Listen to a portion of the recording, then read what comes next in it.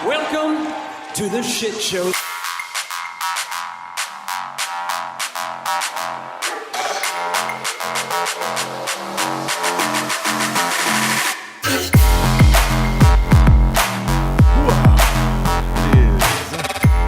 Wrap-up for November 14th, 2024. Once again, welcome.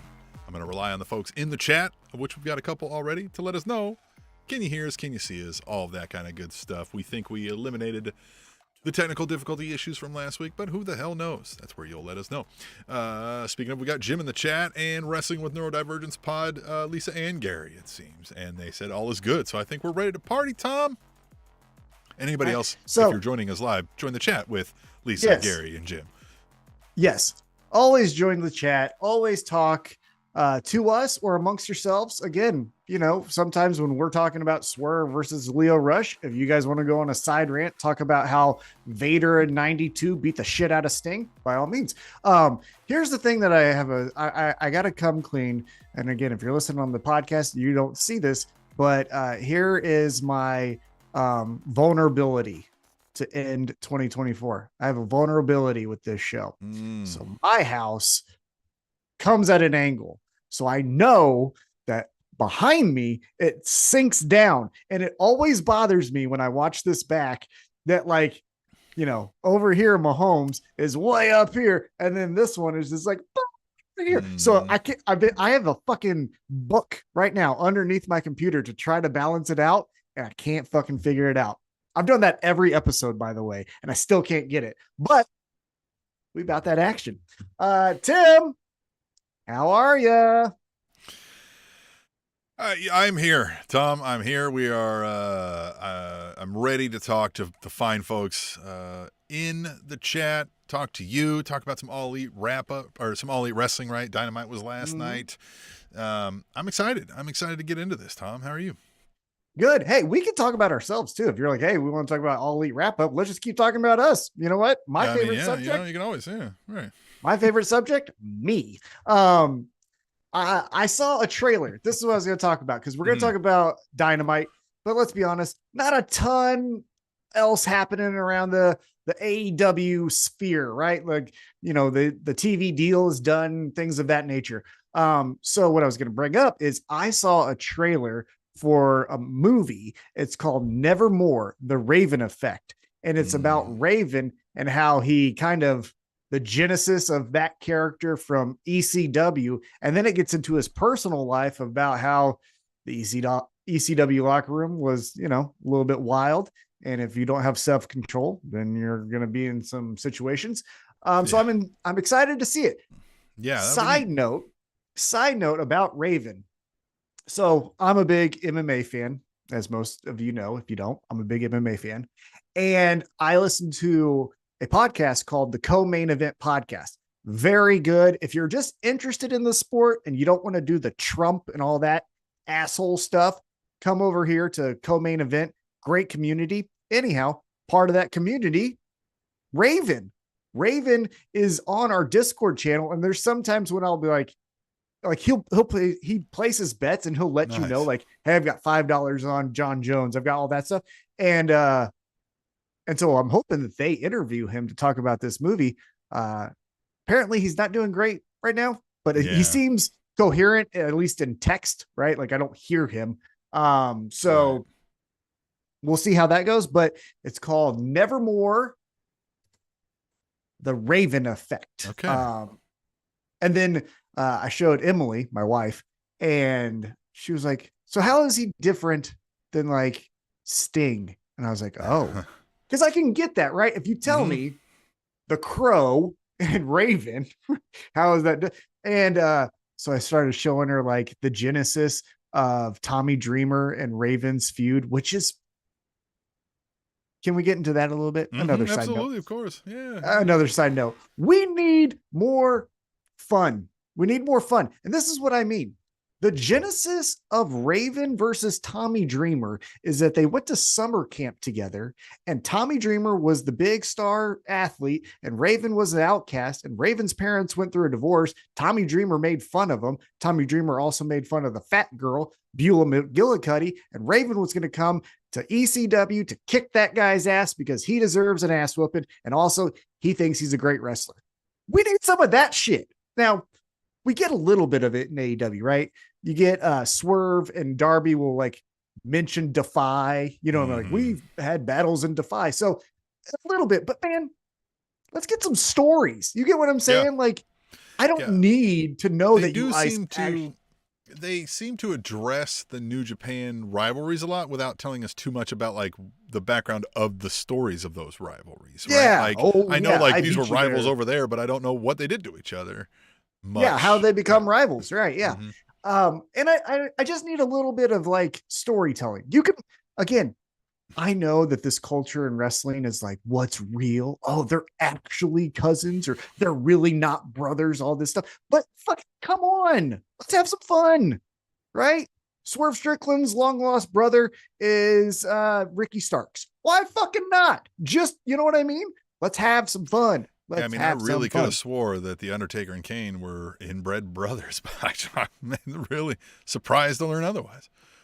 I want them to be. I don't want Michael Cole to tell me. I mean, they appear to be inbred brothers. Well, yeah, but I'm saying like when Michael Cole fucking broke kayfabe in the kayfabe fucking fight, I don't like that. Tell me fucking, you know what I mean? Let's have some fun. Anyhow, so check out that when it comes out. Nevermore, The Raven Effect. So I'm excited about that. I'm excited about last night's Dynamite. Mm-hmm. Tell you what, good show, bad crowd, right? Mm. The loudest they got didn't do much. Yeah. The loudest they got is when Swerve accidentally said Stamford, Connecticut instead of Bridgeport, Connecticut. So they chanted over the action, Bridgeport, Connecticut. But who the fuck cares about your dirt? Okay. Who cares? Your dirt is your dirt. My dirt is my dirt. Yeah. Fun fact, they come to Kansas City, but they're actually in Independence. Mm-hmm. Oh, yeah. But when they say go crazy yeah. Now when they say Kansas City, let's get ready. We go, Now, if we were even if that was still the case, right? Let's say we're in Independence and it's Kansas City and they go and he walks up and he's like, St. Louis, it probably wouldn't be perceived so well here by the Kansas City crowd. Yeah. Now, again, I also don't know the proximity. If it is, 3 hours away, then what the fuck's worth? But if it's like neighboring towns. It's kind of like the, what did R-Truth do when he was like, Green Bay or whatever? They were like, nope.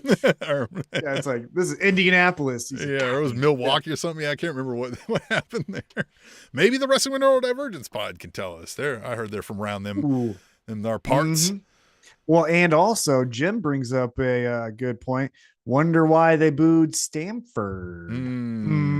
That's another good point. Didn't think about that. So anyhow, kind of not the best crowd, but a really fun show. So let's talk about it. That's awesome. My recap just had a fucking ad. There we go. Now we're in it.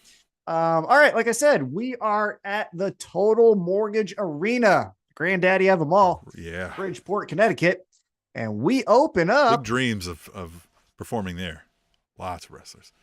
Everyone writes it down when they say, here's my goals. One of them for sure. Total Mortgage Arena. Yeah. Bridgeport, Connecticut. TMA, baby. Yep.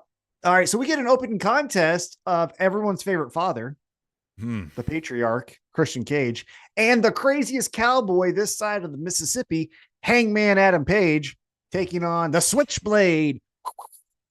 This side of the old Mississippi, huh? Mm-hmm. And another guy, Juice Robinson and Hangman Page. There's something there. Yeah, if we could get like an odd couple pairing of those two for some reason down the road, obviously like this would be weird right now, but yeah, of course. Yeah, you can't do it next episode. But just visually, if you keep the crazy Hangman, how he looks, and Juice Robinson just as Juice looks, it looks like they would be on a horse, like each of them on a horse, just going amongst town to do some crazy shit. You know, an idea I had, and this, you could do this with Juice, where like Dark Order is trying to like recruit, right? Mm-hmm. And the whole thing is like when they finally get somebody to be like, all right, okay, like, and they're being all dark and mysterious. And what happens is they get him back in there, and they were really just trying to like nerd out on Dungeons and Dragons with him back in the back. Mm-hmm. They'd be like, Yeah. what? Like, this is all the weird stuff you've been trying to creepy, you know? And they're like, yeah, this is it. It's your role. Yeah. Whatever the fuck it is. Are you a dragon or are you a dungeon? I don't know. Yeah. Whatever. But we get some fun here. We get Nick Wayne. He's getting in there, messing up Juice Robinson. So this is probably the biggest spot of the night. Nick Wayne, of the match. Nick Wayne messes up with Juice Robinson, and guess who fucking snatches his neck? It's Hook. He says, "Give me that shit, boy." Boop. And he fucking takes him to the back, and they start fighting. Hook. How are we feeling about Hook after the snatch of Nick Wayne? I know when we first saw Hook and we first came out, man, we were all like, this guy's fucking awesome. And that's still there to some extent, but man, we have just not found it yet, right? To really set it off. And I mean, as great as Christian is, right? And he can work miracles, make anybody look good. This whole feud, it's going to do some for that, but I still don't think at the end of this, I still don't think Hook's any further along, you know, towards that, like being a huge star as he was already. I think you have 3 different avenues to go down with Hook to get him to the next level, in my opinion. First one is the easiest one, and that would be because he is a smaller wrestler, just have him wrestle other small wrestlers, and he looks good in the throws and all of that, right? So it's Roderick Strong, and he fucking throws Roderick Strong, right? Fine. Yeah. That would get him to like the next level, but not necessarily like we got to watch Hook. The next 2, I think, are the way you should go, and you should pick one of these 2. The crazier of the 2 is that he turns into Spike Dudley. He goes up against every fucking person as Hook. I'm not saying like his character, right? But everyone fucking yeets him, right? And then he's just like, I'm coming back. And like, is this guy I'm going to kill him, I think, you know, like that kind of indestructible force that way. Or, and this is Darby where Allin I think kind of does that, right? Yeah, Darby Allin really has that kind of solidified. But again, Darby does it as far as like I like pain. If you present Hook is like that didn't hurt and just keeps walking through it, then you're like, what the fuck, right? But then the way I think you should go is the Taz route, and you have Hook fucking T-bone suplex Big Bill. You have Hook T-bone suplex Powerhouse Hobbs. You have him do the fucking body slam of the top rope to Keith Lee. Like, you have him just fuck up all the giants in AEW. And then, because that's what Taz did, right? Taz grabbed Bam Bam Bigelow and said, motherfucker. And then we're like, God damn, this little person is strong as shit. I think that's the route you should go, but we'll see. Yeah, we'll see. Also in this tag team match, the thing that I thought was interesting, I made a note of it, looked like old Hangman Page might have wanted to beat up Christian Cage a little bit. So maybe we, you know, get a little. Hangman wants to beat everybody up right now. I think Hangman's not well. Hangman, the slightest annoyance is ready to burn your house down. Yeah. You know how we snap him out of it though, right? A hug from Willow. The Willow. That one. Yeah. Right? Yeah. A hug from Willow, I think, and then Hangman's heart grows 3 sizes, and then he doesn't steal the Christmas gifts from the It would be AEW amazing wrestlers. if it came in the middle, like, I mean, he's got to be like, and then Willow just come by and be like, hey. Just kind of give him a hug, and then you just kind of see this like wash over his face, and then it's done. He abandons the feud he was in. He's back to the butterfly pants. Hangman's back. It's the power of a hug. You could do a fun segment. Hello? You could do a fun segment in this regard. Come down with me here. Again, we're going to get back to AEW, but we take some side quests. If you're new, this is one of the side quests. I think a fun segment, especially right now for the holidays, is Hangman goes backstage because it's an AEW office party in, Phoenix, Arizona. Tony Khan has gifts for everyone, right? You see kind of throughout the episode, people grabbing gifts, Private Party gets their watch or whatever, and stuff. And then Hangman goes and there's nothing there for him. And he's like, what the hell? Yeah. And fucking and the security guard goes, so Tony Khan has a message. He does have something for you. It's awesome.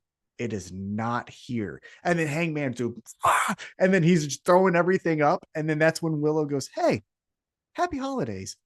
Gives him a hug. And then you just see him go, yeah. No. And then he just throws the stuff. That would be the fun segment. Yeah. Like right as she like leaves the room, he's just like, yeah. Looks at the camera, he's like, yeah, happy holidays. No, motherfucker. Yeah. Love it. That would be fun. All right, so we get what do we have happen here? Blade Runner, Mother Wayne distracted the referee, Kip Sabian smacked old Juice up, and Juice takes the pinfall.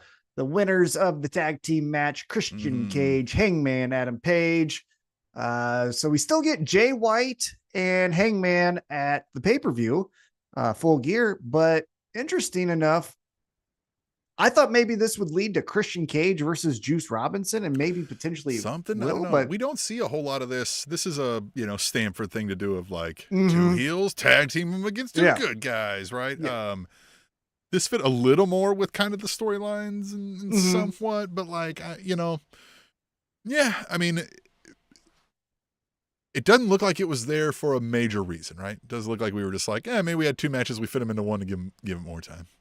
Yeah, you can, because again, the thing that you can tie them together is Jay White's pissed that both of them beat him with the other one helping him, right? Like Jay White said, you only won. Yeah, they've already been mentioned. Yeah, and so it made a little Christian sense. But shit on Jay White, right? I mean, why not? Yeah, why not? All right, and what I thought could be the segment of the show, but it went a little too quick. We go backstage. Renee Paquette is going to interview Mercedes Moné. And Mercedes tries to cut a promo. She doesn't like Camille. Fine. And she tells Camille, put my shit up. And then she's like, I'm going to get ready for tonight. What are you getting ready for? I don't know. Yeah. Anyhow, but then there's Chris Statlander, like a fucking Jason, horror movie. Yeah. And she's knocks her down, and then Camille comes out and is like, I got it. No, you don't. Throws her into the wall. Fight. And then we get a spear through the wall. Statlander takes out Camille and Mercedes. Awesome. Yes. And then as quick as they fell, they went to the graphic. Like there was no oh my God, it was there's no chance for this bad acting rolling around, none of it. They did all of this really well. So we've said this a bunch, and maybe they're listening, I know they are, that with Mercedes, the character's fine, right? She's easy to dislike as a heel, you know what I mean, is conceited, but the promos are probably the weakest part of the game, right? So we got to shorten them up, right? Make them impactful, but shorten them up. This coming through, big starring, pissed off at her, security guard still, right? Demeaning her. And then the moment she's like, get out of here and do it right. Well, now you need her, right? And like, oh no. And here's Statlander, who also strongest game isn't words, right? So now we just get her looking like I'm going to fuck you up. Then the like, get back here, right, Camille, to just immediately be like, huh? And then whop, right? Just set yourself up for failure and then set her up for failure. All of that. Great. And then, then just got Statlander to look like a beast with minimal words here. Not that I hate to say that, but it's not any of their strong points, but also it told the story all in a nice little package with great timing. Liked it all. Yeah. It was action. You know what I mean? Sometimes we need that action. We don't always need the stare down, but my beef with the segment was they do the spear, but we don't get enough time to kind of digest it. Cause it's like, you don't even, maybe I'll have to watch it back, but it's like, you don't even hear Mercedes like cry in pain. It's just like right to then here they are, they're going to wrestle. It's like, that felt a little bit too much. Well, and Jim says Stats promos are fine. And they're fine. I don't mean to make it sound like she's bad at it, but again, it's not her strongest point, right? So same thing I would do there is like, you keep them shorter, but make them impactful, right? You got to have something to say. I wouldn't do too many of here's my backstory promos with any of the folks involved in this story right now. You know what I would do? I would have her show off. So we've proved that she is the strongest woman in the women's division, right? Well, remember when she was doing those fun promos with, I think it was Renee Paquette, and she had her on Renee on her shoulders and she was just doing squats with her? Go back to that. Yeah, do a bunch of stuff like that. Yeah, just like, Camille, could you do this? And just picks up Renee, and Renee's like, what is going on? And it just goes 1, 2. Yeah, let's do some cooler versions of like what they were doing with Braun Strowman to start, right? Like, let's just have her randomly doing things that like people shouldn't do, right? Like she'll just be back somewhere and like lift a soda machine or something, right? Or like just almost in the background sometimes, right? Like other people having a promo and she's over there like carrying a refrigerator on her back, like just doing laps and shit. Yeah. Like what the fuck is going on? Yeah, that would be fun. And you could do that really easy with getting kind of like a mid-level baby face, like, Private Party, for example. And they're like, yeah, we're going to win our match tonight. And then you see Statland in the back. They're like, is she carrying a fridge? Yeah, exactly. Yeah. So tonight, I tell you what, FTR, we're going to beat you up. Let's have her like somebody's got a flat tire in the parking lot. She literally just like lifts it and like slaps the spare on, what I mean? Like just random shit. People be like, the fuck did that just? That happened. God damn, 40 through 50. And she really helped someone out. That's nice of her. Yeah, because it's always babyface things, right? It's like she's never being destructive. It's like she moved a fridge for a friend or something, whatever it may be. But just obscene strength. Yeah, that would be fun. That would be fun. Yeah. All right, so then we keep it going and we get some more talking. We get an in-ring interview with Will Ospreay. First time since he took that Tiger Driver. This was fine. I agree. This was fine. Yeah. It makes sense in like these guys are beefing. He's saying, Will Ospreay, fuck you for trying to make it be like you. And he's like, what the fuck are you talking about? Right. All of it makes sense when I read it on paper. But I just, as hot as Will Ospreay was when he came in, he's definitely come down a little bit off of that. Oh yeah. No, time away, whatever. And just so I don't think it's enough now for him to like carry the upstart Kyle Fletcher, who's doing great. Like he's better every week I see him, and he did fine in this part too, right? But I just feel like it fell flat in that regard. Like nobody really said anything major that they hadn't already kind of said, and it just came down to like two friends that don't like each other anymore. And I'm like, all right, yeah, I get that, but it's nothing. I'm like, it's not making me look forward to this the most, right? But I agree. Can't win them all. Again, I think I can do everything a little bit better. And so whatevs.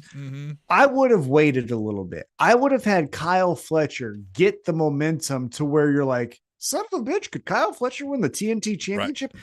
Because right now, as you mentioned, Kyle Fletcher's doing great. But what is like outside of turning on Will Ospreay as a singles competitor? What has he done? He hasn't won a Continental Classic, which I know there's only one, but I'm just bringing up things. He hasn't won a title on his own. Have him do those things, and then he could say, like, I'm doing this shit way better than you. And then you're like, is he going to overtake Will Ospreay? Because if we're all being serious, we know Will Ospreay is going to beat the shit out of Kyle Fletcher. You know what I mean? Like, they're not equals. Yeah, well, what I could see is, Kyle Fletcher wins this one by hook. I'm just saying, what I mean by villainous methods with Don Callis. Yeah. But ultimately, this feud, I don't feel like he's coming out the victor of this feud. Yeah. Well, and I just say, like, in the match, the most offense most likely will come from Will Ospreay. Like in the kayfabe world, they're not equals, but we'll see. It ends with some fun. But Kyle Fletcher, though, I think is good. I wouldn't, Aussie Open was a thing. I know everybody like him, but I think he's got chops. Like, I think he can, you could definitely use him. I think he's good on the mic. He's good in the ring. He looks like $1 million. Keep that shaved head too. Yeah. He looks way better with the shaved head. Here's where also I want to bring up something. I love this. I mentioned it on Threads when I was posting on our account, but this was like an ECW style show for like 30 minutes. So it starts with Will Ospreay. Okay. So we go Will Ospreay, Kyle Fletcher. Kyle Fletcher says, motherfucker, I got friends. Or Kyle Fletcher's like, check out my friends. Will Ospreay's like, I got friends too. And then we get fights, right? Boom, boom, boom, boom, boom, fights. Well, one of the people that was with Kyle Fletcher is Lance Archer. Lance Archer now has a fucking match. And then here we go. And then now we get Mark Davis and Powerhouse Hobbs, right? Or no, excuse me. We get Lance Archer versus Roderick Strong, right? Roderick Strong comes out. And so there's the continuity. Lance Archer just beat up Will Ospreay. Now he's here with Roderick Strong. And then we go into all this stuff. And then we're boom, boom, boom, boom, boom. I like that. I like the just smooth, like, yeah, no, the next thing he's here. Why would he go back? Right. Just have him do it now. And so, yeah, we get a Falls Count Anywhere match. The Murder Hawk Monster, Lance Archer versus Roderick Strong. What'd you think of this? This was fun, huh? Like these guys went all over the place. And if I told you Lance Archer, Roderick Strong, now I know those are both great at what they do, but they do entirely different things, right? So interesting, right? I guess, I was glued for that reason. I was like, how are they going to present this? And it kind of came out, I guess, how I would have guessed, right? Like it was, Roddy Strong held his own in the, like, we're getting scrappy on the outside, but he's still trying to apply, the uppercuts and the wrestling. But while Lance Archer's like fucking just yeeting him into the goddamn stands. It was great. Yeah. I'm going to try to throw you into the 8th row. Like, what the fuck? Yeah. Again, here goes that kind of ECW style of show. And I love this because it adds the chaos. It makes me say, this isn't, action cut. They're not like these little cut segments because, as mentioned, I'm going to kind of go through all of it, right? Will Ospreay, Kyle Fletcher, Lance Archer, Roderick Strong. Roderick Strong then wins the match. MJF again does this weird, like, why does he have a camera? Why does he have a camera? Yeah. He should acknowledge it. Like, I don't get what that is. Well, Side note, I think even Jim had mentioned, I think on the threads, he's like, it could be pre-taped, but like last week's was, or maybe it was 2 weeks ago, he was responding to an event that had just happened in the ring, right? And like, he was all mad and he got on his phone about it. I'm like, so that wasn't a pre-tape, right? Like, it's weird of that. Like, it feels like, again, we're supposed to suspend our disbelief, but if I'm pretending I'm in that world, I'm gonna be like, are we just live in his house at any moment ready to go? Yeah. So yeah, as far as like what really happened, yes, most likely it was a pre-tape. I'm saying in the kayfabe world, because one thing that has been established since day one, and even in interviews with like Sports Illustrated and everything like that, Tony Khan has always said the wrestlers are aware of the camera. It's not this like we're doing a backstage segment and he won't hear. It's like, no, we all see that the camera's here. MJF is very conceited, right? So he would, maybe he's documentary himself. But that's what I'm saying. I want him to say it is like, hey, this camera I'm going to be on every single episode, even if I'm not there. Right. And then show this reaction. It would be almost better if it was just cell phone footage, right? Where like, we got another clip from MJF. He's paid to air this footage or whatever, right? Like, right. Then it's the MJF's rich again, right? He's paying an ad slot to air this. And then it's his video being like, fuck you. Right. Bitch. Exactly. Or whatever he's going to say, right? Yeah. So I like that. But again, Will Ospreay, Kyle Fletcher, Lance Archer, Roderick Strong. Roderick Strong then says, Max at Full Gear, I'm going to kick your ass. Well, before he could even say the word ass, it felt like Takeshita comes out and he says, bitch, get the fuck out of here. And so he's beating up on Roderick Strong. Well, then who's going to come out? Roderick Strong's friend, Adam Cole. And then we go right into the next match of Takeshita versus Adam Cole. Isn't that fun? Yeah. Oh, no, I agree. Yeah. It's like a circus.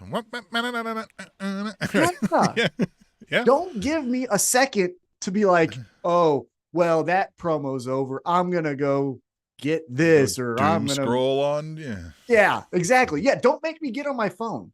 That should almost be like, did you ever do this when you had like dinner with friends or like, went out and had beers? You put everyone's cell phone in the middle. And the first one to grab their phone has to pay for all the beers. I've seen the discussion. I've done it. It sucks. Cell phones exploded mostly after I had settled down into like the family life and had no friends. Yeah. But so if we were hanging out, it was usually couples or whatever, right? And that's usually not nobody gives a shit at that point. Wrestling with Neurodivergence Pod said MJF is an exhibitionist. That's the reason that he's got the Again, I just want him. They said they're joking, by the way. They don't want to out him. Well, no, I'm just saying, just acknowledge because everyone else does. It's weird that you're just not for some reason, and we're all cool with it, I guess. Like, again, it'd almost be different if that was MJF's shtick right now. Is like we keep getting these videos of everywhere in his life, right? Because he's all like, oh, look at me. Fucking. Yeah, that's something. But again, anyhow, maybe that's just my own hang up. Again, I get weird on these. No, I get it. I try to look past it, but it is something that like I would write too, right? I would find a reason, but so I find it odd. Another thing that's odd. Adam Cole's tan. What the fuck is happening with this guy? Fuck Your Mama 2 times hit us up on the side, and I didn't have time to like pull it into a sound clip or anything, but he asked the same fucking question about that. He was like, what is up with that? And like, he was like, it's like less on the back. Like he forgot the back. Like he looks like a Simpsons character, man. What is going on? Well, and here's the thing that's the epidemic in AEW. It's not just him. Remember, MJF also does this really bad. That's true. Yeah. MJF already has, though, a bit of like his natural skin tone already has a bit of that kind of lends to it, though. Like Adam Cole looks yellow. Yeah. AEW has some issues, right? I would say top 3. One would be local marketing. When they come to a town, they need to be doing more to reach out to casual wrestling fans. 2 would probably be merchandise at the events. Don't just give me I was at AEW. Give me a Outrunner shirt. Give me all that. And then 3 is the spray tans. They all fucking suck. Not a wrestler in AEW has well, they've been working on production quality. I'll say this. We've had less blips. And remember, like every week there's 3 to 4 things. So they've worked on that. Yeah. I'm saying the spray tan has superseded that. That merch thing. Yes. So I think I've been to 2 pay-per-views now, right? And a couple of these Kansas City local events. And every time it is you can get 5 versions of the pay-per-view themed shirt. And then we got like an MJF shirt. We might have an FTR shirt, right? And like that's it. A couple belts. Yeah, Sting poster. Like, the lanyards, and like that's it. It's one table sometimes or 2. Yeah, real bad. Real gotta change that game. Real. Definitely. I've seen fucking shitty rock bands have better outfits than that for merch. Well, some local wrestlers at the merch table do a little bit better than that. Yeah. Mr. Fourth Row, where's our old friend Mr. Fourth Row? That motherfucker will school him up. Yeah, exactly. Yeah, reach out to him. So yeah, we get Takeshita. Don't call him a motherfucker. He's a nice guy. You know what I mean? Yeah. He knows what's up. Yeah. But we get Takeshita and Adam Cole. Here they are. They're punching, kicking, adding the maneuvers to each other, and trying to put each other in pretzels and pin them. And wrestle. Right? Yeah, wrestle. Yeah. Takeshita fucking beats Adam Cole. Yeah. What'd you think of that? Well, he did use the old ring. Now we see the ring, right? But yeah, I was kind of surprised he gets the 1, 2, 3. Now again, it is, villainous methods, right? He had to cheat to win, but sure, why not? Yeah, I mean, a win over those guys is impressive. And maybe this was Jim too. Is like, what world am I supposed to believe that Adam Cole's got a fighting chance against this Takeshita guy? Like, look at the difference between these 2 guys. Like, well, yes, I mean, Rey Mysterio should never win a match, but yeah. Takesha's a specimen. That guy's a big fucking dude. Yeah, man. He is. That's another guy. If Hook wanted to do like throw the people, throw Takesha. That would be impressive, right? A T-bone suplex of him. Yeah. But going back to this, so Takeshita beats Adam Cole. So at Full Gear, as of this recording, it's going to be Roderick Strong versus MJF. Okay. MJF is laughing. I don't know why. And then Roderick Strong sprints out again, that ECW style sprints out, because we don't really have a dull moment here. Roderick Strong sprints out, hits Takeshita, hits the ring, but Takeshita hits Roderick Strong with a low blow, and he's putting the boots to him. And then but then here's the side, just the left field angle here. Kyle O'Reilly runs down with the chair, and Takeshita runs off, right? And Kyle O'Reilly and Roderick Strong are like, yeah, okay, what's up? And then Adam Cole's like, yeah, man, cool, right, Kyle? Kyle's like, fuck out of here. And then just rolls out. What the fuck is this? So what happened the last time with Kyle O'Reilly and their group? Was Adam Cole? Was this has that Kyle O'Reilly hasn't been with them since he's been here, right? He did that weird. Yes. They did the wagon, The right? red The red dragon, dragon. right? Yeah, yeah. They did that and Adam Cole. The last thing that red dragon. The last thing that I can recall that had Kyle O'Reilly and Adam Cole was this weird one-off where Kyle O'Reilly and Red Wagon turned on the Young Bucks because the Young Bucks were going to be in a tournament, and Adam Cole's like, but you're not even going to be healthy enough to get in it. And then the Bob Fish and Kyle O'Reilly were beating up the Young Bucks, but then some injuries happened, and then we kind of just left it. So then Bobby Fish, didn't he get weird too? Didn't Bob Fish do something? Well, yes. Here's the one time that I kind of actually agreed with CM Punk. So CM Punk and Bobby Fish have a match. CM Punk hits Bobby Fish with the go to sleep, 1, 2, 3. But as soon as the 3 hits, Bobby Fish pulls the Hogan Ultimate Warrior thing and like kicks out almost. I almost had it. And CM Punk's like, bitch, you're supposed to be unconscious. Like, what the fuck was that? Right. And so he causes a stir, and then he's like, I could beat up CM Punk. And CM Punk's like, I have no issue with you. Like, what the fuck? And then he kind of just popped off at the mouth, and Tony Khan was like, hey, I'm riding with CM Punk at this moment. I thought he also did something like even after he was out, right? Yeah, so he went to TNA, and he's like, cuts this promo, and he's like, where's the lie? And everyone's like, what? Yeah. What the fuck is that? And so, yeah, he's kind of a goofball. So then Jim asked, do you think the Undisputed Kingdom is turning on Cole, or how does this work, right? Or because now you would think Cole is scorned, right? Now Roddy gets the thing, but Kyle O'Reilly's involved now. I guess and this is good. I don't know what's going to happen next. I don't either, because it's interesting because Kyle O'Reilly doesn't have any tie to MJF. You get what I'm saying? Like the tie between. He also doesn't. I mean, forgive me. Like all I've seen of Kyle O'Reilly is the conglomeration. Like, so why would anybody fucking care if he's here helping them or not? Like, what is he really like? He's not. Is he a threat? Like, he's not presented as anything other than like a yuck mid card jobber guy. Yeah. He's presented as like, man, isn't Mark Briscoe crazy? That's fun. Like, that's all he kind of does. Tag me in. Yeah. Like, right. Really don't. He could be anybody at this point. Yeah. And so, but what I was going to say there is friend like of the show, Kyle O'Reilly. Yeah, he loves us. Sorry about that.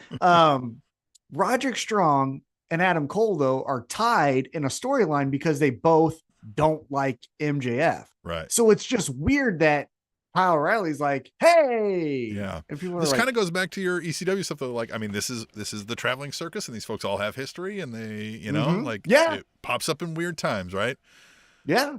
Well, and it keeps going because as Takeshita jumps out of the ring and he's like, I ain't fighting those 3 guys. Ricochet's like, bitch, but I'll fight you. You're and he mollywops him. Yeah.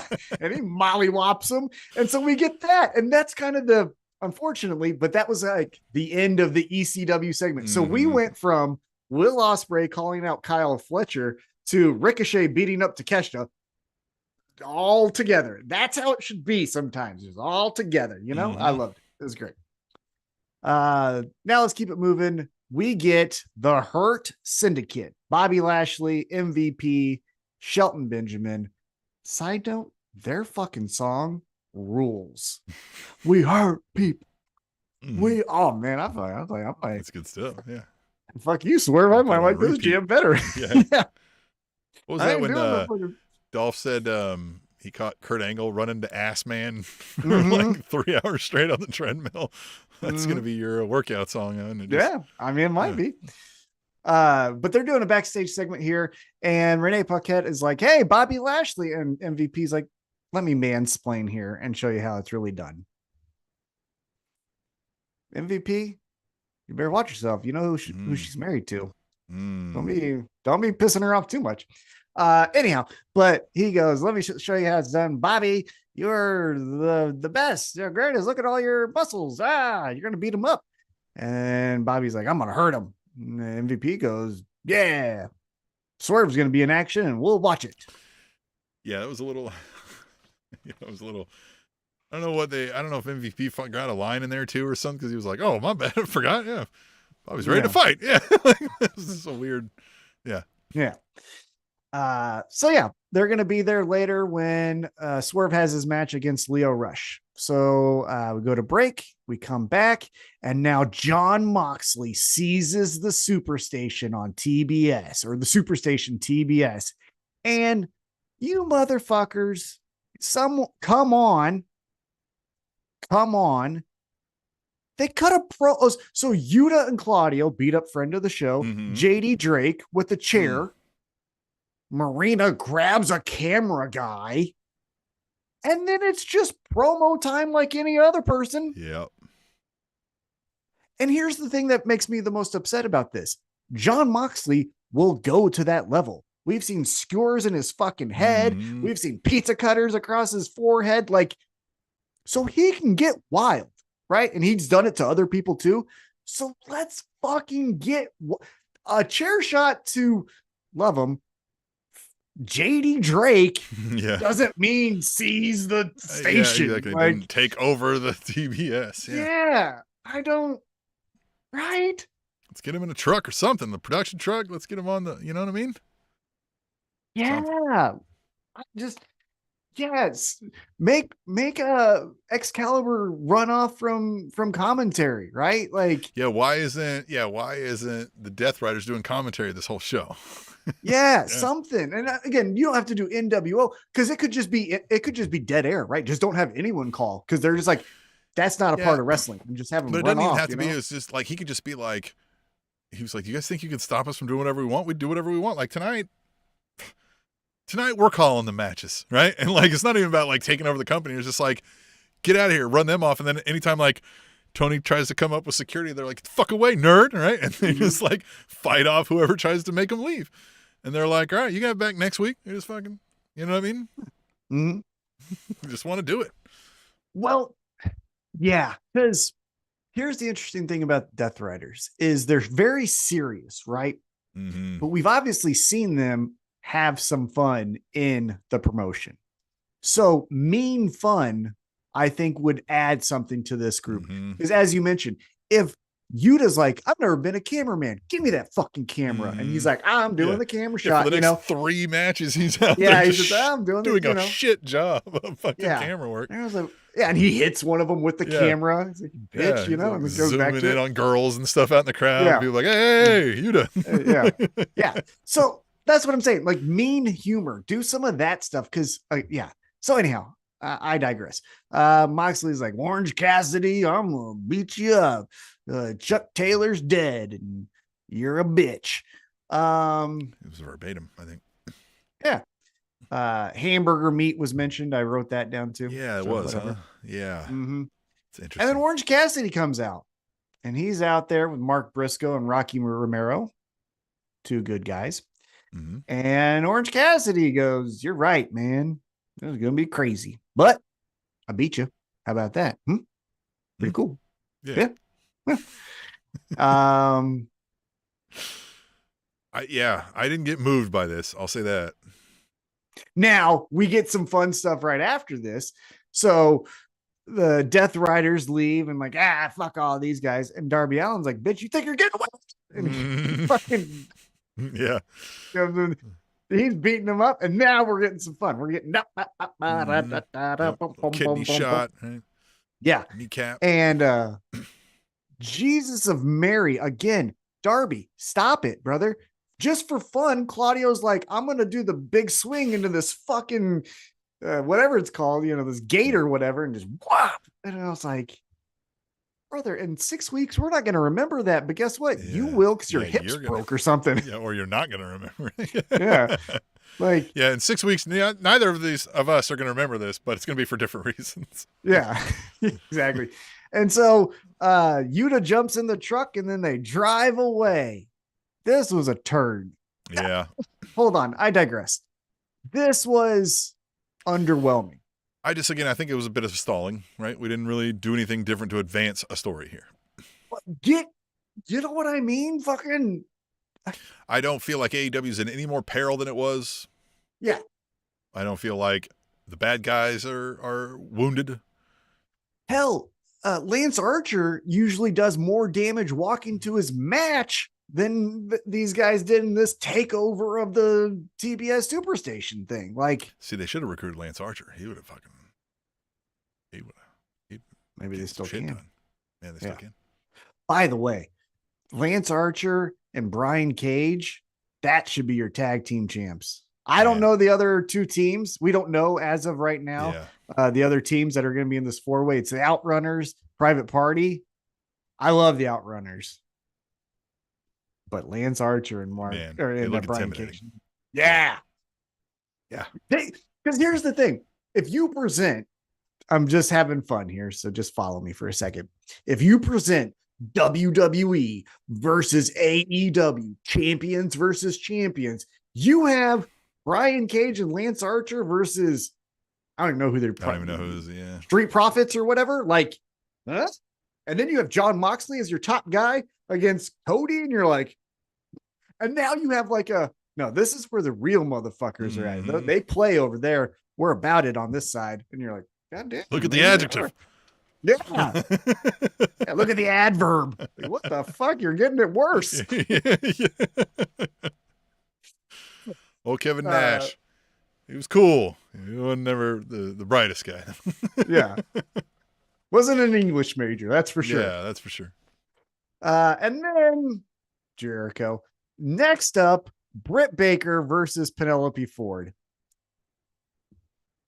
Guys, come on. Now, this was a good match. Nothing wrong with the match. Right. Hot, Buddha, Bada, Buddha. Yeah. I just don't know what this did for either character or either person or either. Well, and unfortunately, Penelope Ford now loses 2 times in a row. She lost to Jamie Hayter. Now she loses to Britt Baker. So this doesn't feel like it made Britt Baker seem like, okay, well, now she's the number 1 contender. Yeah. And it did no favors for Penelope Ford, right? 0 for 2 coming back. Like, Right. And so here's the other thing too. We gotta update the Excel spreadsheet, Tony Khan, because Britt Baker wins and then out walks wrestler to the middle of the entrance, and it's Serena Deeb, and she's like, I've got a flag. And now they're rivals. Like, how many times have we done this? Yeah, I don't know. They're not like, I love Serena Deeb, but she's awesome. Now, Britt Baker, by the way, goes, no one cares. Like, look right at the camera and was like, no one cares. I was like, God damn, that's burying her before the shit even starts. Now listen, if we're gonna get Deeb and Britt Baker, we know we're gonna get a fight, right? So like that'll be fine. Mm-hmm. The match to before that moment, as we were talking about, I mean, match grid. But man, I really thought we were going to do something a little more with Penelope Ford, right? Than we've been doing, I guess. And look, losing to Jamie Hayter and Britt Baker are not bad losses, right? It's not losing to local enhancement talent, right? I was chewing on this idea after the show and into today because I didn't want to work. I think AEW needs to do a little bit less of tonight on the card, right?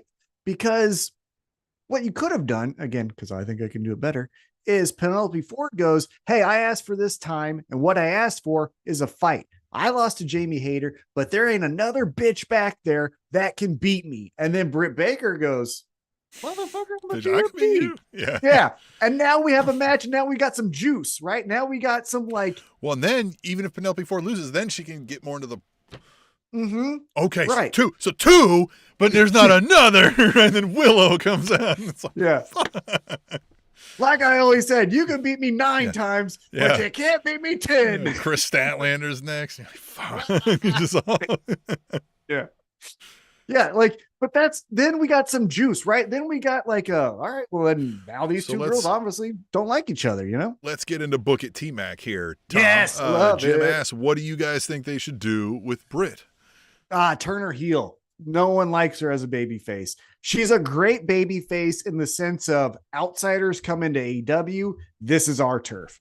That's the best Britt Baker baby face we get. Yeah. Other than that, look, she's the baby face, and straight up, like I said, the heel, because she walked out of the heel tunnel, is Serena Deeb, and Britt Baker goes, no one cares. Like, Yeah, right. how insulting is that? It's like, I'm here to fight you. No one cares. Yeah, like, exactly. Yeah, right. You've undercut it already. So turn her heel. That's where it's like, make her say, hey, Mercedes beat me.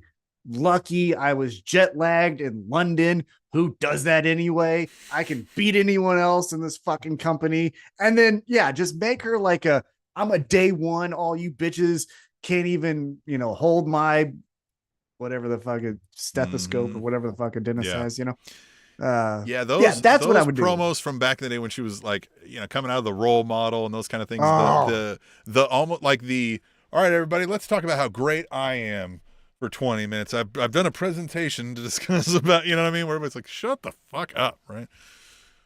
What? Well, who I got it. Now again, I don't know backstage. I don't want to know backstage, so don't tell me. I mean, you could tell me, but like, until I'm you not get hired, considering that. Then you'll know. Right? Exactly. Right. You bring back Rebel. Yeah. Right. Britt Reba. Baker's like, yeah, because here's what you can do, because there's already dissension amongst Camille and Mercedes, and you can't have every kind of thing. So you have them do their blow off feud. In the meantime, Britt Baker's just getting wins, right? Win here, win there. But every time she's like doing it a little bit like, hey, why did you grab the tights there? Right? Just little things like that. And then Camille and Mercedes, they blow up and then they go their separate ways. And then you have Britt Baker go like, do I need to remind everyone who the fuck I am? It's time for a presentation. Because she did that like little talk show. Have her do the talk show again. And then we have Rebel back. Obviously, the guest host of this thing, Rebel. And she's like, and then we could be like, yeah. And then she's like, bitch, get in your place. Because everyone will cheer, right? They hug. And then she goes, where's the PowerPoint? And then Rebel's like, oh, fuck. And she's like, Reba?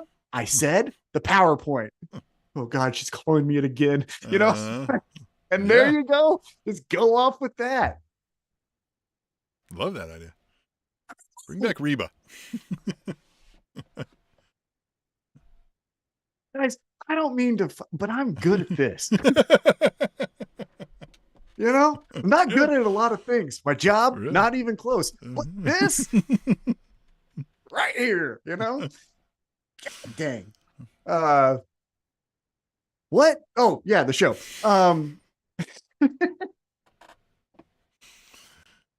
Then we I know how to book a segment where somebody talks about themselves. Like, I can show you how to do that. Word for word. Just repeat after me. Yeah. Then we get what was the moment of the night, Tim. Thought it was going to be Statlander spearing Mercedes and Camille through the wall, which that was rad and awesome. But the moment of the night, the thing that we will remember for the rest of time, Renee Paquette is backstage with Mina Shirakawa, and Mina's like, I want a match. Harley Cameron's like, I want a match. They just do TikTok. Yeah, they do whatever that was. Yeah, I don't know how, like, what their exact phrasing was to get the titty whatever in there, but then they just, and was it Renee? Or she's like, all right, come on. Yeah. Okay. Keep going. Because I think Harley Cameron's like, you better bring your tits or like tit up or something like that. Yeah. And then just get the fuck out of here. I was like, bitch, I can do that. Harley Cameron fucking rules. Oh, she's the best. Yeah. Oh yeah. She is really good right now. I think, I can't remember a time that we've seen her on TV where we didn't think like, God damn, she's fucking hilarious, right? Like, when they first were doing that bullshit TMZ gimmick with the cutie, with Cutie Marshall, cutie and the whatever that group, the fuckwads, right? Whatever we call them. That was great. The he's gay segment was amazing. Oh yeah, the unaware, goof, right? The airhead Harley Cameron is awesome because she's just she's presents fucking, it well. She's hitting base hits every time at least. You know what I mean? Like, she ain't fucking around. Yeah, and this was it right here. Well, I love her And doing I- it like mad, almost like, no, you're not Yeah, going to no, outdo me. oh, it's so great. All right, so then we get back into in-ring action, I Oh, guess, Jesus. and we get Swerve Strickland versus Leo Rush, and again, we get a little backstory that Leo and Swerve used to be cool, and now they're gonna It's kind of what you were fight asking each for, other. right? Except Yeah. I wish we had a little more than just tonight to explain tonight's match. Here's a video promo about all this past that you never heard before, and we're not going to mention again, right? Which was baked more into what we saw every week, right? But, you know, it's hard to do. Easier said than done. Yeah. And I really think, because as I mentioned, not everyone that goes to an AEW show, for example, knows that Swerve and Leo used to be friends, right? So tell the audience so the audience gets invested. When they said Swerve helped Leo, I thought Leo was older than Swerve. Like, I thought this thing was the other way around, but hey. I mean, maybe he is, but you know, Leo just kind of sucks. I just felt like Leo had been, I guess Swerve's been wrestling longer without me knowing who Swerve was, I guess. We knew of Leo Rush for a long period of time, but yeah. Yeah. But yeah, tell the crowd, because then we get invested, right? Then we get in the, oh, he kicked him when they're supposed to be friends, right? Because like you don't get. Side note, we'll get back into finishing my point. I think wrestling should steal this idea from NASCAR. So if you go, have you ever been to a NASCAR race? No. Okay, so if you go to a NASCAR race, you can get from the house.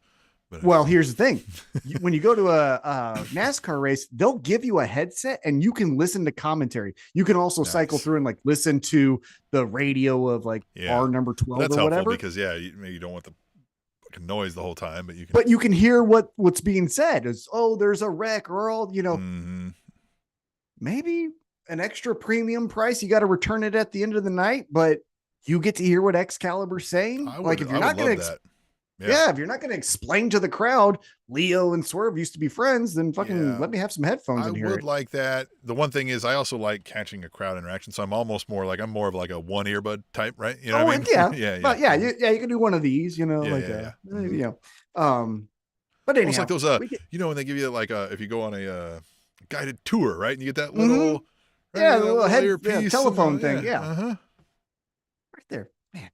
I'm making you money, Tony. God damn it. This is I'd fun. pay a premium ticket price for that because we're ballers. Of course. Think I'm not getting that, bitch. I'm gonna have lunch with. I might be having lunch with. Two. We're gonna talk about him a little bit, but side note, being legit here, might be having lunch with Bobby Lashley when they're in town on December 11th. Oh, so, nice. Yeah, be good. Nice. Nice. Yeah, so be fun. Name drop. Leo and Swerve, they have a lot of fun here. There's a lot of jumping into this, got the crowd into it. Now we get the crowd, like I said, they're kind of sitting on their hands for most of the night. This is when they're getting the flips and the dives and the boom, bada bam, bada boom. All right, this is fun. Now Swerve, obviously being the former champion, the better of the two competitors, he wins. Most dangerous man in AEW, which they said 25 times, I think, throughout the night. Yeah. And you're dangerous to Hangman. That's what I was saying. Like, most dangerous man, who up until this moment was gone because Hangman shoved a syringe through his face. But but I'm just saying, like, you've only been dangerous to one. Well, Keith Lee, you could say Keith Lee. But even that, my point is like, okay, if he was the most dangerous man, he got put down by a guy who's still currently on a war path. You know what I mean? So I kind of think Hangman is the most dangerous. Well, the Hangman's like separate from everyone. We're like, hey, it's true. Yeah. But it's like when you do rankings and like you do best quarterbacks, and it's like, well, obviously number one is Patrick Mahomes. So we're going to start at 2. Yeah. We're going to start at 2. You got a grade on the curve. Right? Yeah. Is it Lamar or Josh Allen? But it's like, we have a genius in the class and we have a kid who fucking only tie one shoe for some reason. So we're going to cut those out of the range. And now we're going to tell you how. The genius would be Patrick Mahomes. The one shoe tire would be, I was going to say Will Levis. Oh yeah, right. Tennessee. He's the worst. All right, Derek Carr's pretty fucking bad this year too. I mean, it's not Derek Carr's fault completely down there. But and his brother sucked. Man, could you imagine making it to the NFL and you're known as the shittiest two quarterbacks? Saints coach got fired from 2 NFL jobs, and both times his quarterback was Derek Carr. Should have told you something. Yeah. He gets a third job. He's like, you know what I'm bringing in? Derek Carr. Anyhow. So Swerve goes, hey, I'm the baddest man here. And people must have forgot that. Last week, Shelton Benjamin tried. Tonight, Leo Rush tried. They all failed. And in a couple weeks, Bobby Lashley kicking your ass. And then here comes Bob. Yeah. And Bobby Lashley comes out. And again, that banger of a song. We fight people. Well, and this is where I think I confused their last segment with this one, where did MVP fuck this promo up? Because he's like, well, what's not going to happen? And he's like, oh, I'm sorry. He's ready to fight. I was like, and then he like went back and he's like, anyway, I was saying, like, what the fuck just happened here? I don't know. Or maybe Bobby was just like, let's just get to it. We know what we're going to do. So let's fucking get rid of this bullshit. Yeah. Again, I might have to go back and rewatch it. Might have been in a moment I was slightly distracted, but yeah, anyway. Yeah. So Bobby Lashley is like, we're going to fight. And Swerve's like, we are going to fight. Let's do it. And then Shelton Benjamin, got you from behind. And then they're beating him up. Then they grab Prince Nana and fucking strangle him. Moment was Excalibur kind of gave away that, right? He was like, we see MVP and we see Bobby Lashley. He was like, but where's Shelton Benjamin? He was with them earlier. And I was like, well, you know what I mean? Like, now we know. Yeah. And again, but like pro wrestling trope, shouldn't Swerve have known that? You know what I mean? Yeah, like, true. Shouldn't Swerve have understood that? I mean, it was a good line, right? From MVP for that, right? But that's why I kind of thought, but I knew to expect it. And so now, like you're saying, Swerve, who can't hear the commentary, wouldn't have heard Excalibur unless he paid the premium ticket price. But again, fine. Good stuff. We tried to recruit you so you could see strength in numbers like this. Whap. Yeah. Good stuff. Boom. And Prince Nana was getting choked. Swerve's unconscious, but then we still put him in a fucking full Nelson. I mean, sure. Yeah. Right. I don't know. Yeah, it's another one where if I got an unconscious guy and I'm putting a full Nelson like this, he's never going to feel that pain ever. Yeah, it's done. Yeah. And so that's the end of the segment. So we get Bobby Lashley. Ribs or something. Like he's going to wake up with that pain. Like this. Steal something from him. Yeah, right. That's what you used to do. I'm going to beat your ass and I'm going to steal your weed. What? Yeah, if you beat someone up, you would take their wallet. Like that's how you're like, I'm the victor. Like seriously, that's what we did in high school. It's like, who won the street fight? Well, I got his fucking wallet. And then you give it back to him because like, I don't need anything with an ID, but like, I won. Not going to steal his shitty identity, but here. But yeah, it was like, but I won the fight. Because if that was, anyhow, that's how we determine who won a fight.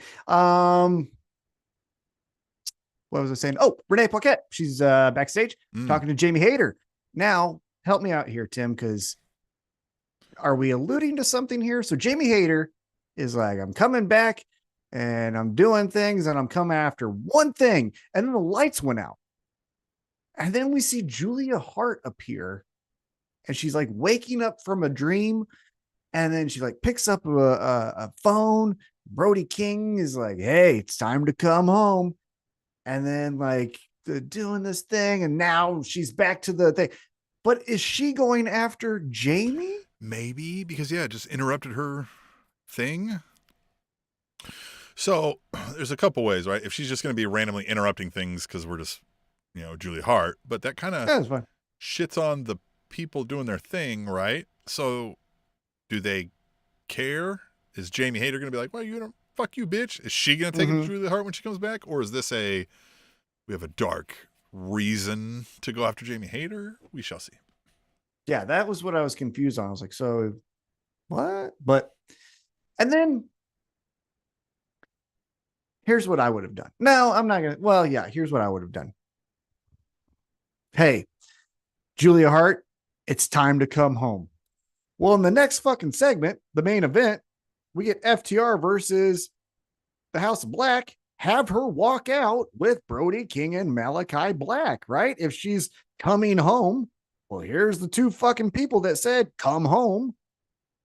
walk out with her, right? Like, or walk out with them. That's what I would have done. But I guess we're going to save it for another time. Sure.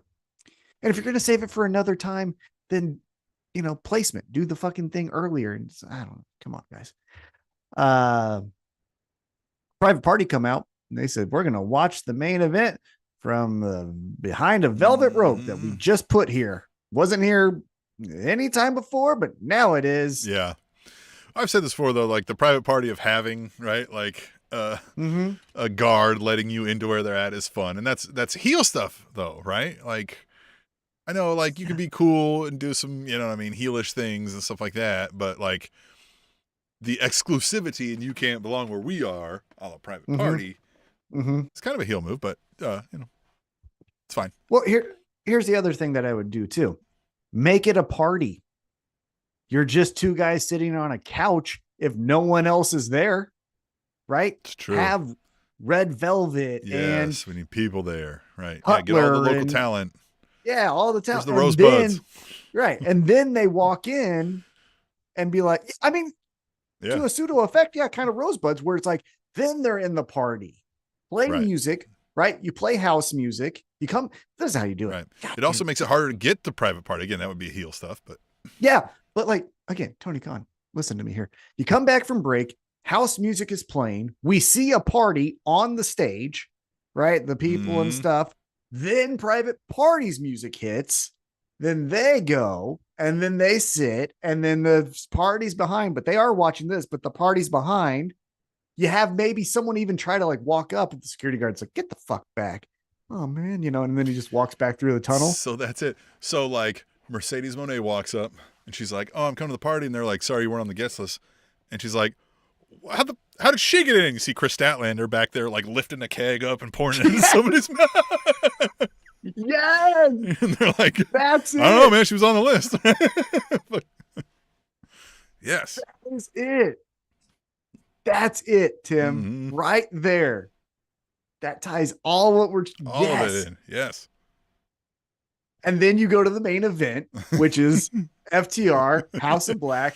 Yes. And here's something that I will say was really fucking cool. One, I didn't think FTR would just get choked unconscious, but also it was just a sleeper, right? It wasn't this backwards dragon sleeper where I also grab your knee. It was just like this would really work. That's what I'm fucking doing.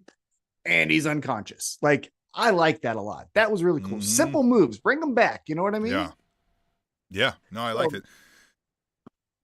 Oh, so I guess that's the third team. So the third team of the four-way, it's going to be Outrunners, obviously the Champs Private Party, and now the House of Black, or the Kings of the Black Throne, whatever you want to call it. Yeah. And again, fine match here, right? And this was to get House of Black a good victory over a, established team, right? That we think is one of the greats. Again, all good, like good action. I was entertained with the match. I am still perplexed on why House of Black suddenly is sportsmanship personified. It's weird. Yes. So that's the last thing that we see is so after the House of Black beat FTR, then they shake each other's hands. Like, hey, good job. Good job. Yeah. But I guess why? Because here's the thing that I would argue, because I posed that question on Threads and someone was like, they're slowly turning babyface. Okay. But why would a babyface ever accept the handshake? Right? If I'm Mark Briscoe and they're like, I'm like, no, and they're like, come on. I'm like, no. And then I'm walking away. Like they tried to catch Mark Briscoe on fire. I'm just using him as an example, but they really did that, right? Like now all of a sudden FTR is like, hey, we love Mark Briscoe. And you tried to set him on fire. Yeah, because to me, it's a juxtaposition here. The opening, right? We're spooky, we're dark, it's smoke, it's masks, like we look like Donnie Darko out here and shit. And then we have a match that, we're all tatted up, painted up, match, we're choking you out. But you played a great game, sport, right? Slap him on the ass and fucking give him a fucking slice of orange or something. Like, what is going on here? Yeah. I don't know what's going on. They hand bananas out in water. Hey guys, good job. Everybody gets a ribbon or something? Like, what in the fuck are we talking about? Who wants gushers? I brought gushers. It just feels weird, yeah, without a reason for it suddenly being there. Again, if this was always the way they'd done it, I guess, like, we'd be used to it at this point, but that wasn't it. Well, yeah. I don't know. And even one of the handshakes was a spooky handshake, right? It was Buddy, and then it went to Malachi. Yeah. Malachi, I will say right? this. They have had a tinge of when they were like, hey, it's House of Black rules, but you get to pick a stipulation. Like, there was some cool. semblance of fairness, right? I did like that. Hey, we're going to beat the fuck out of you. We'll give you one thing, but everything else is on our terms. It's like, okay. You know, I that was cool. I did like that for a period of time. Again, that they're not doing anymore. But so that's our episode of AEW Dynamite. It was a good We one. got Saturday Collision. One thing that I will say, kind of as a last note with Dynamite and then AEW as a whole, let's mix it up a little bit, guys. I want to see Outrunners on Dynamite. I want to see Adam Cole on Collision. You know what I mean? Like, I don't want. I wish I catch Collision usually later, or sometimes in and out on Saturday, but it's almost hard to keep my attention consistently all the way through because I just think that, like you said, there's not enough full storytelling. They are telling some stories over there, and they're telling some of their secondary stories, but like, it's definitely not it doesn't feel like episodic, right? And that sort of thing. And so it's one of those where I'm like, I can just kind of catch what happened for 15 minutes, come back to it later and see what happened. Yeah. And come back to it. And they did have that incredible tag team match of FTR versus Juice and Jay White, good. Right? Great. And they had one marquee match with Kenny Omega versus MJF for the championship, but that's it, right? Like, there hasn't been the marquee matchup, Saturday Night Fight Night for the AEW World Championship. It's, Swerve Strickland versus Hangman Page 5 or whatever, right? And they're like, oh my God, we got to watch that. It's usually just like, hey, this one, it's Mariah May and Anna Jay, huh? And that's a match that's going to happen. It does have a cool stipulation where if Anna Jay loses, she can't challenge for the title ever again. She's pulling a Cody Rhodes. So we'll see what happens there. Should be interesting. Is she going to have to get a neck tattoo also? Oh, maybe.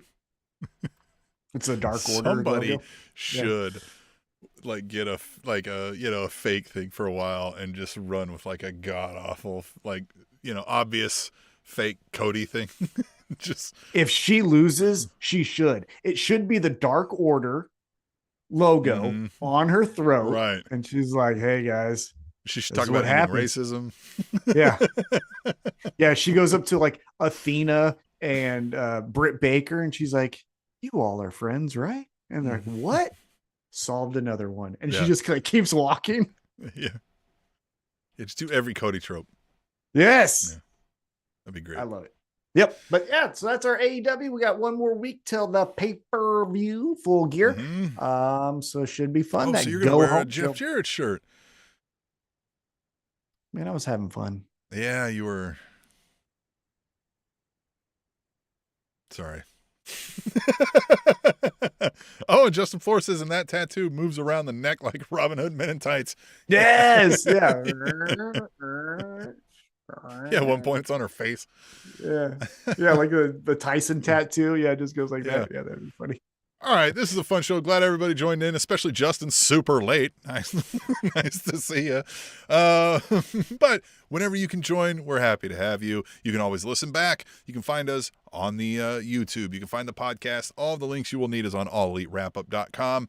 And we hope to see you right back here next week when we talk about more All Elite Wrestling on the All Elite Wrap Up.